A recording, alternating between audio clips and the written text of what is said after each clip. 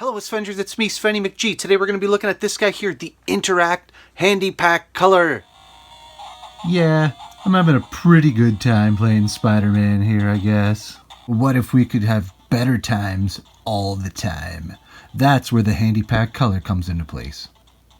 Kinda. You see, the HandyPak Color has a lot of things going on for it. Opening it up with its two drawers, right away you're going to see a magnifying glass. We'll also note there are stereo speakers here with a cable running down to connect into that headphone jack. We actually have a joystick here, and how that's operating is it is a steel joystick, but on the underside it's quite literally just 4 points pushing down on that D-pad. You also have, as they say, enhanced buttons with these two pads pushing down on your A and B buttons. And of course that magnifying glass will get its maximum usage by extending outward, and with switches here on the sides. One is for speakers, the other is actually for an LED light located on the underside of the magnifying glass. So with this, the expectation is going to be that we are going to become enhanced greatly here. So let's try it out. One thing people seem to comment upon with the product is its brittleness. Mine came like this when I received it secondhand, but you can see the plastic is all frayed here and actually missing here. But what you're going to do is you're going to connect it right around the midpoint here, a little bit lower so you can access those other ports, and of course you're going to be connecting it where the buttons are at. Once secured in place, you should be able to feel that the D-pad is moving underneath, as well as that A and B button. The screen is underneath here. Our speakers are ready to go. We're going to connect this in, and you can tuck that just into here if you'd like, just for some form of uniformity.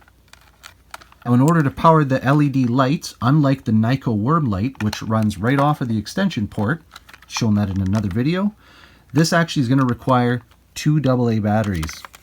Further, without having the speakers activated, the system is not strong enough to actually just run a nominal sound through there on its own.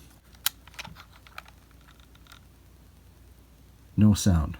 So, as we get this going here, you can see it is magnified, but it's not lit. So I'm going to flick the switch here, and you can see those LEDs. You can see them glowing through the actual plastic, but you can kind of see that it's made the screen a little bit better, and I assure you it is better from my angle and perspective here, but know that it does work as well as it's going to.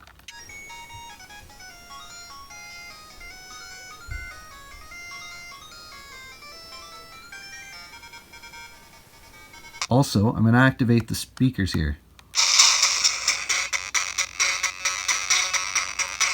Stereo sound. You can throttle that volume again just by toggling it right here on the system itself. Now, I gotta tell you, I don't exactly love the A and B buttons here, the enhanced buttons. And joystick play, especially for a game like Spider-Man, is not really my favorite. This feels a little bit clunky, and it has a little bit of a, quite a big dead zone here. I'm not actually moving anything just by moving it that little much here.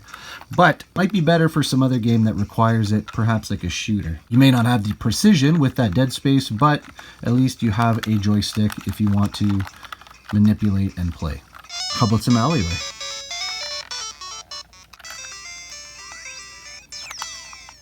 Now, while I'm showing you an original Game Boy game here, it should be noted that this actually did get a release for the original Game Boy. Of course, that means that the unit would be larger than this one here, as simply the console was larger and needed to account for the spacing to connect. And that version of it was called the Handy Boy. In fact, my aunt used to call my Game Boy my Playboy. Boy, was she wrong. One other thing to note is if you don't want to use the 2 AAA batteries on top, of course I am missing a cover port here, is there is an input here for a 3.5 volt adapter. Again, it's quirky, it's bulky, it's fun to have, but perhaps more just for the actual concept of what it is than its practical use. Again, I don't really love the buttons. If I want to use a light, I have a worm light, or just try and find a decent source. I don't really care for the magnifying glass, and if I want stereo sound, I'll probably plug in some headphones. Thanks for checking out this video today. If you enjoyed it, please consider liking and subscribing, as it always helps grow my channel. Until I see you guys again soon, please take care. Be good to each other. Bye now.